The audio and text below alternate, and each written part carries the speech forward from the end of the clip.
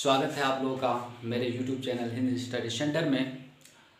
आज हम लोग पढ़ेंगे क्वेश्चन नंबर 4 त्रिकोणमिति का, जो पढ़ रहे हैं हम लोग एक्सरसाइज 8.2। तो देखते हैं क्वेश्चन क्या कहता है कि बताइए कि निम्नलिखित में कौन सत्य हैं या कौन असत्य हैं, कारण सहित अपना उत्तर देना है। तो मैं यहाँ पे सिर्फ आप लोगों को बता दूंगा, कारण आप लोग लिख सकते हैं, कोई मुश्किल नहीं है, बहुत आसान क्वेश्चन है। सबसे पहला हम लोग देखते हैं, सॉल्यूशन में चलते हैं।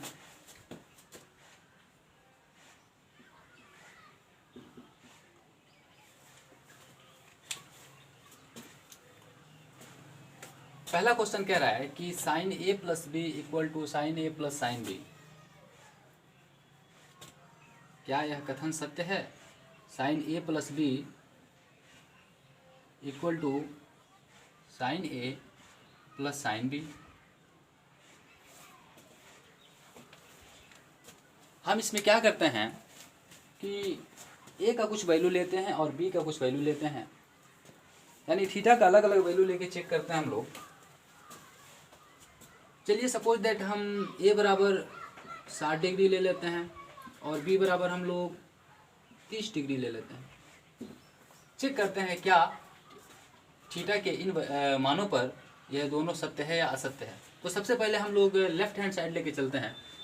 तो साइन ए मतलब कि 60 प्लस बी कितना है 30 ले लेते हैं। LHS देखते हैं, इक्वल में कितना आएगा 60 30 90 हो जाएगा। तो साइन 90 डिग्री होगा और साइन 90 का वैल्यू होता है 1, हमें पता है।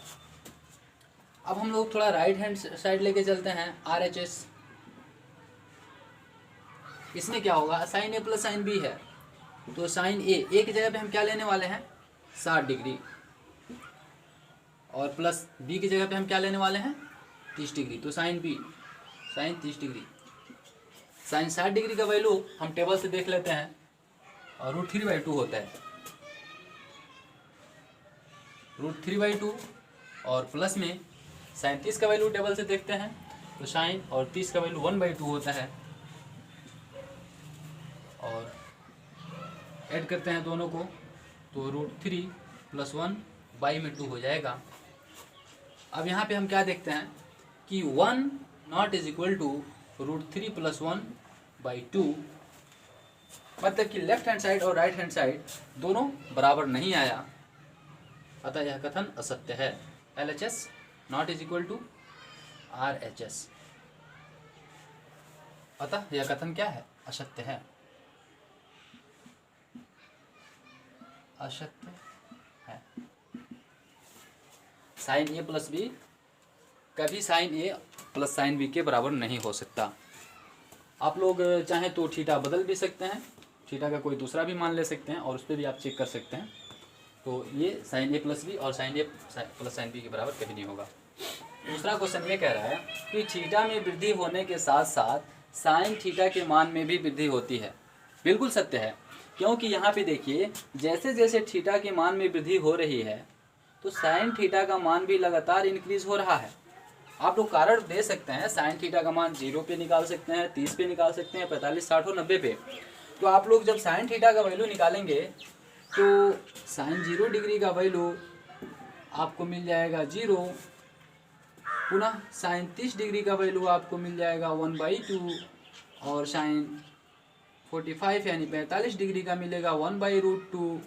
इसी तरीके से साइन 60 का वैल्यू आपको मिल जाएगा √3/2, और साइन 90 का वैल्यू 1 मिल जाएगा। और आप देखेंगे कि यहाँ पर जो 0 है वो 1/2 से छोटा है, मतलब 1/2 0 से बड़ा है, और इससे बड़ा है 1/√2, और इससे बड़ा है √3/2, और सबसे बड़ा इससे बड़ा 1 है। अतः जैसे जैसे आपने थीटा का मान इंक्रीज किया, बढ़ाया, 0 से 30 किया, 30 से 45, 45 से 60 से 90, वैसे वैसे हम देख रहे हैं कि साइन थीटा के मान में भी लगातार वृद्धि हो रही है, अतः यह कथन सत्य है।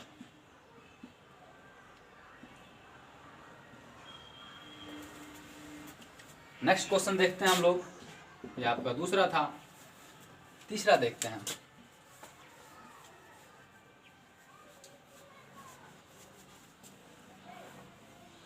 तीसरा क्वेश्चन क्या कह रहा है कि थीटा में वृद्धि होने के साथ कॉस थीटा के मान में वृद्धि होती है। थीटा में वृद्धि होने के साथ कॉस थीटा के मान में वृद्धि होती है। कैसे? थीटा के मान में वृद्धि जैसे जैसे हो रही है, क्या कॉस थीटा के मान में भी वृद्धि हो रही है? बिल्कुल नहीं, असत्य है ये। तीसरा क्वेश्चन देखते हैं। आप थीटा अलग अलग थीटा पे कॉस थीटा का वैल्यू निकालिए। कॉस 0 डिग्री कॉस 30 पे निकालिए, कॉस 45 45 पे निकालिए, कॉस 60 पे निकालिए और कॉस 90 पे भी आप वैल्यू निकाल के देखिए। कॉस 0 पे वैल्यू कितना है? 1 है। कॉस 30 डिग्री पे कितना वैल्यू है? √3/2 है। कॉस 45 पे 1/√2 है और कॉस 60 डिग्री का वैल्यू 1/2 होता है और कॉस 90 का वैल्यू 0 होता है। यहाँ पर जैसे जैसे हम थीटा को इंक्रीज कर रहे हैं, बढ़ा रहे हैं,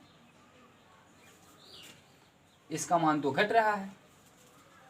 कॉस थीटा का वैल्यू घटते जा रहा है।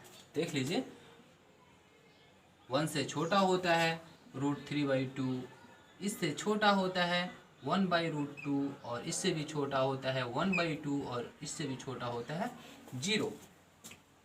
यानी यह वैल्यू आपको मिला 0 डिग्री पर और यह वैल्यू 30 डिग्री पर मिला और यह वैल्यू आपको मिला 45 डिग्री पे और यह 60 डिग्री पे वैल्यू मिला आपको और साथ ही यह आपको 90 डिग्री पे वैल्यू मिला। थीटा का वैल्यू तो इंक्रीज हो रहा है, बढ़ रहा है, लेकिन इसका वैल्यू लगातार घट रहा है। देखिए, थीटा वैल्यू इंक्रीज हो रहा है और उस कॉस थीटा का वैल्यू लगातार घट रहा है। अतः यह कथन क्या है? असत्य है, क्योंकि थीटा में वृद्धि होने के साथ कॉस थीटा के मान में वृद्धि नहीं होती, कमी होती है। अतः यह क्या है? असत्य है। चौथा क्वेश्चन कह रहे हैं थीटा के सभी मानों पर साइन थीटा बराबर कॉस थीटा। ये तो बिल्कुल गलत है। थीटा के सभी मानों पर साइन थीटा बराबर कॉस थीटा कैसे भाई? थीटा बराबर कुछ तो लेके देखो। चलो थीटा बराबर हम कुछ भी ले लेते हैं, 30 डिग्री ले लेते हैं। तो क्या थीटा का वैल्यू 30 डिग्री पर साइन थीटा बराबर कॉस थीटा होगा? प्रूफ करके देखते हैं। तो साइन 30 डिग्री लेते हैं, साइन 30 डिग्री का वैल्यू निकालते हैं। पहले कितना होता है? 1/2 होता है। और इसी तरीके से cos 30 डिग्री का वैल्यू निकालते हैं। cos 30 डिग्री का वैल्यू हो जाएगा √3/2 टेबल से। cos 30 डिग्री का वैल्यू √3/2 होगा। क्या 1/2 √3/2 इक्वल है? बिल्कुल नहीं। 1/2 √3/2 के बराबर नहीं है। अतः यह भी कथन असत्य है।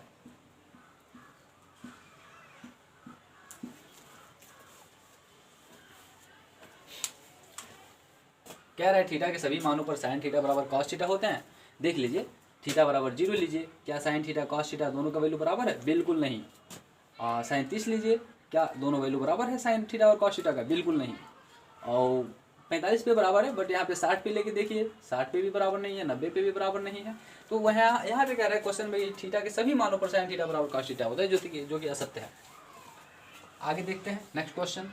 पांचवा क्वेश्चन कह रहा है a बराबर 0 पर कॉट ए परिभाषित नहीं है, यानी अपरिभाषित है। a बराबर 0 डिग्री पर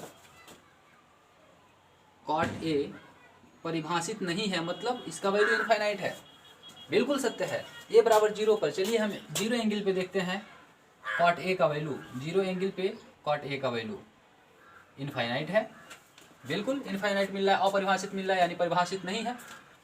सत्य है ये।